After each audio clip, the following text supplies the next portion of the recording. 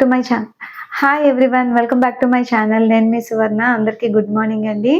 అందరికీ teachers day శుభాకాంక్షలు అండి. అందరికీ కూడా బాగా చక్కగా సెలబ్రేషన్స్ అవి చేసుకోవాలని మనస్ఫూర్తిగా కోరుకుంటున్నానండి.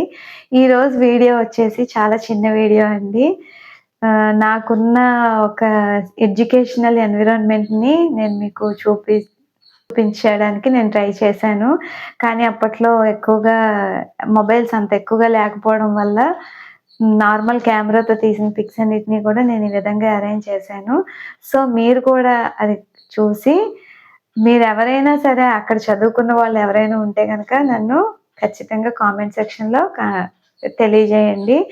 అట్ ద సేమ్ టైమ్ ఎవరైనా ఏమైనా తప్పులుంటే గనక క్షమించండి. ఓకేనా? వన్స్ అగైన్ మీ అందరికీ కూడా హ్యాపీ టీచర్స్ డే. నమస్తే. ఇదిగోనండి, ఇది Shantiniketan residential public school Chodavaram అండి. మాదేనండి ఆ స్కూలు. 1100 స్క్వేర్ యార్డ్స్లో మొత్తం హౌస్ అండ్ స్కూల్ ఉండేదన్నమాట. మా వారు దీన్ని ఎస్టాబ్లిష్ చేశారు. పి వెంకటేష్ గారు డైరెక్టర్ సార్ అనమాట. ప్రిన్సిపల్ సార్గా మా మావయ్య గారు పి జగన్నాథ్ స్వామి గారు, అండ్ ఆయన ఒక అడ్వకేట్ అండి. ప్లస్ సీనియర్ బ్రాంచ్ మేనేజర్గా రిటైర్ అయ్యారు. తను శాంతిభూషణ్ గారండి, మా బ్రదర్ ఇన్లా. తను మా కో సిస్టర్ పూర్ణ, తను మేడంగా చేసేవారు. తను స్కూల్ లీడర్ అండి, అందరికీ టీచర్స్ పెట్టనమాట వాడు సురేంద్ర. నెక్స్ట్ వెంకటేష్ గారినేమో ఎప్పుడు కూడా పెద్ద సార్ అనేవారు, శాంతిభూషణ్ గారినేమో చిన్న సార్ అనేవారు, మామయ్య గారినేమో పెద్ద పెద్ద సార్ అని పిలిచేవారు అనమాట. పిల్లలందరూ టీచర్లు అందరూ. ఇదిగోండి సువర్ణ వెంకటేష్ అనమాట. మీకు తెలిసిందాన్నే కదా, అప్పుడు అలా ఉన్నాను అనమాట. ఈ రెడ్ ఫ్రాక్ వేసుకున్నది నా చిన్న కూతురు. ఆ పక్కనే చిన్న 2 పిల్లలు వేసుకుంది నా పెద్ద కూతురు అనమాట. తను పూర్ణ మేడం మా కో సిస్టర్ అనమాట. వాళ్ళ క్లాస్ స్ట్రెంగ్త్ అది. అలా ఉండేవారు అనమాట ఎక్కువగా.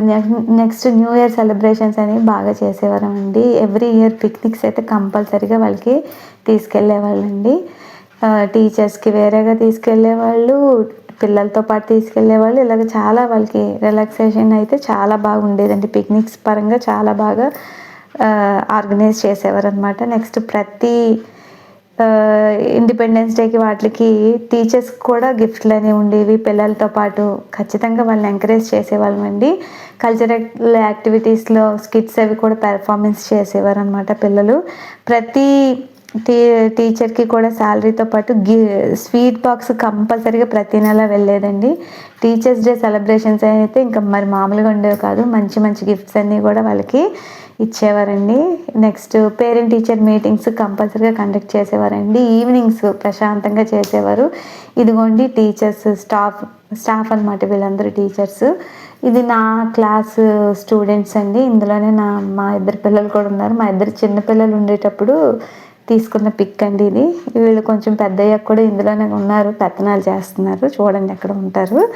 నెక్స్ట్ ఇదండి, ఇలాగా చక్కగా ఏ టైంలో కార్పొరేట్ స్కూల్స్ రావటం వల్ల అవి పోటీతత్వం ఇంకేంటి కాదండి. వాళ్ళు బస్సెస్ అలాంటివన్నీ ప్రొవైడ్ చేసి వాళ్ళు ఏవో ఇవి చేస్తారు కదా, క్యాంపెయిన్స్ అని ఇవని అవని ఇలాంటివన్నీ చేసి కూడా చేస్తారు. అందువల్ల మేము గ్రాడ్యువల్గా ఇంకా క్లోజ్ చేస్తామండి.